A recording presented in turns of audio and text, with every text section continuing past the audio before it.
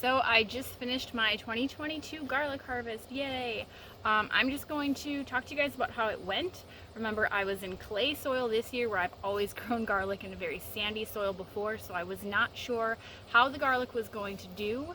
So we're just going to go over how it went. If you're interested in seeing a garlic harvesting video, I will link that in the video description because I have that from previous years at my old place. I just wasn't interested in doing another garlic harvesting video. I will say the biggest difference for harvesting it out of the clay, and I'm not just sure if that's just because of the winter we had or how wet it's been or whatever, but this garlic got really deep. You only plant it a few inches under the soil, and I mean it'll either work its way down or up, just kind of depending on the frost heaving. Some of these were a good 18 inches to 2 feet down. Like, I had to dig to get this garlic out, and that was really surprising to me. But overall, I think it went well. My bulbs on a large scale were a little bit smaller than they had been at the previous house, which could have been maybe I didn't fertilize it enough, although this garden was pretty fertilized, so I don't think that was the problem. It could have been maybe that I planted them a little too close, which some of them maybe, but overall I think they were spaced out fine. And then the other thing would just be because of the clay. Like I said, it's a lot tighter soil, and pretty much any root crop needs a looser soil to spread out and reach its full potential. So if you've seen my other garlic planting or harvesting videos, you know that I always write down which types I've planted, how many cloves of each, and then I label each row so that I can find them in the garden. Same thing as always. And then that way I also write down how they did when I pulled them out, so I know what ones did good and what ones were kind of a dud.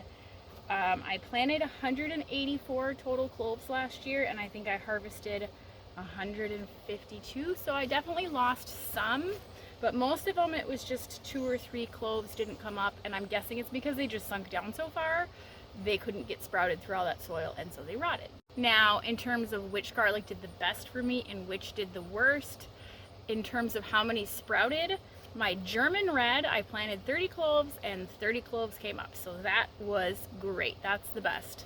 Perfect. That's what you want every year.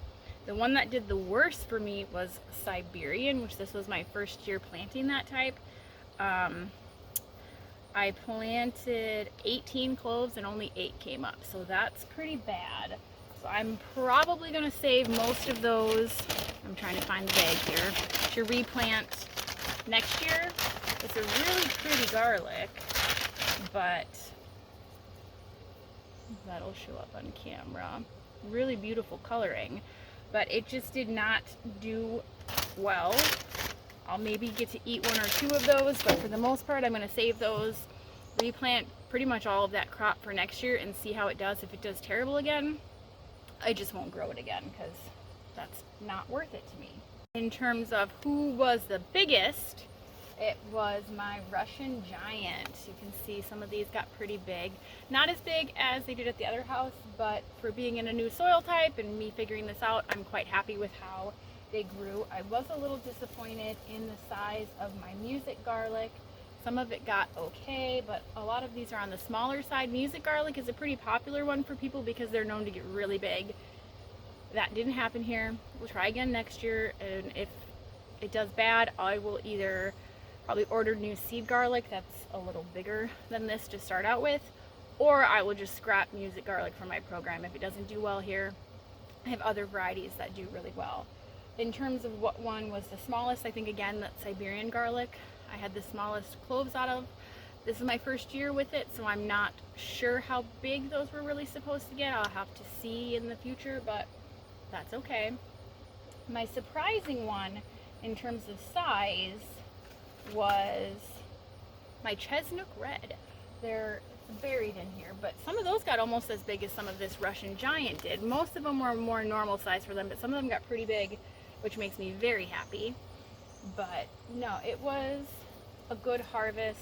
I had a few boo-boos with getting them out, because I was having to dig so deep with the shovel, a few of them got bumped. So what I've done with any that got bumped or damaged, they're set aside on a chair over here. I'm just going to take those in the house, wash them up, and use them as quickly as possible because I don't want them to rot. Now when I do harvest these, I separate them again into each individual type. So I've got little bunches tied together with the label so that after these are fully cured and I want to replant this fall, I know which type is which so that I'm putting them out in the garden correctly, and I can kind of keep track again of what's doing good, what's not, what I want more of, what I want to get rid of. Also, I had a few that just fell apart when I was harvesting them. Either I just pulled too hard on the stems, or some of them just literally broke apart. Maybe they had been in the ground a little too long. This is way later than I normally harvest my garlic, so that's a possibility. But these ones that are not damaged but just didn't have their stalk, I put them in just labeled bags, and I'm going to try and cure it like that because some of these were really big and beautiful, and I'd rather use them for replanting than just fresh eating right away. So here's some of the Georgian crystal. These are like surprisingly big for a Georgian crystal. I lost one. He got damaged, so he's in my pile for fresh eating, but I wanted to keep the rest of that for planting, hopefully, if they cure okay in those bags. I've always hung them to cure. So that's what I'm going to work on next. And my curing is again different. At the other house, I was putting them in my crawl space, which was kind of a controlled environment, and there was a dehumidifier down here. I don't have that option here, so they're going to be getting hung up in the shop, which there is an air conditioner in there, so that's not getting as hot as, you know, if I just tried to dry them in the house, or I've seen people do it on covered porches. For me, that's a little bit too much humidity going on still if you're doing it covered but outside. So in the shop, and then I just kind of let them hang out for several months. I'm sure there's an actual time period of when you're supposed to pull them down, but I think as long as they're doing fine, just leave them. So they'll hang in their groups basically until I'm ready to plant this fall, which will be like October-ish sometime. I think usually about the end of October. Sorry for touching my glasses 50,000 times. They're bent and they slide down my nose, and it drives me absolutely up the wall. And I'm too cheap to buy new ones, so we just deal with it.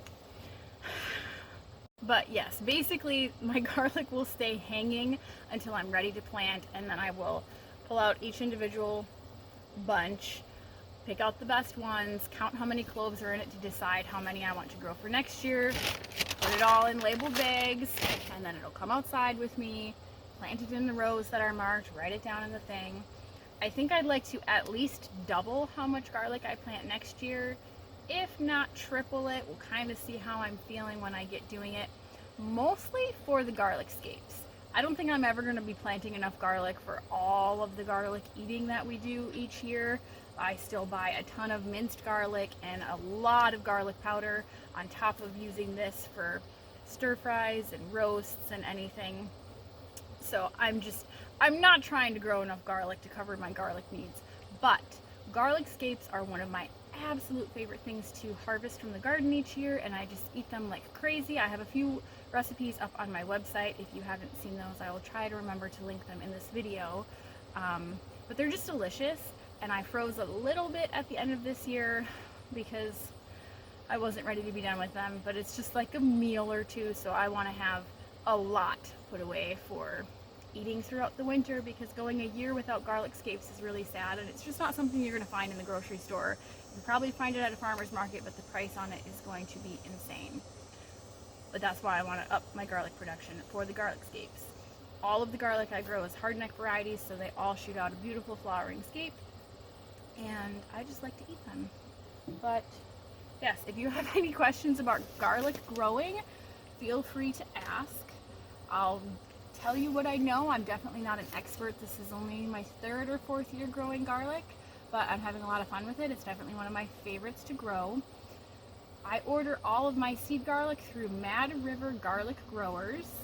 This is kind of late in the year, honestly. A couple months ago they would have had more in stock.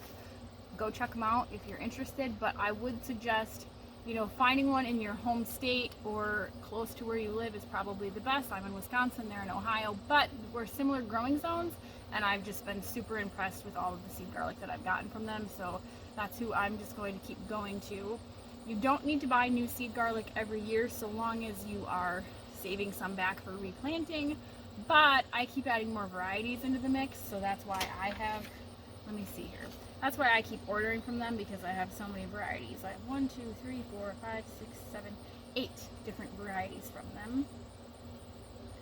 I guess I should read them because somebody's going to ask. I have Montana Giant, Siberian, Georgian Crystal, Music, German Red, Chestnut Red, Russian Giant, German Extra Hardy. If you're in a similar growing zone to me, I would say definitely do the Russian Giant, definitely do the Chestnut Red, and probably the German Hardy would be the 3 that I would recommend to start trying.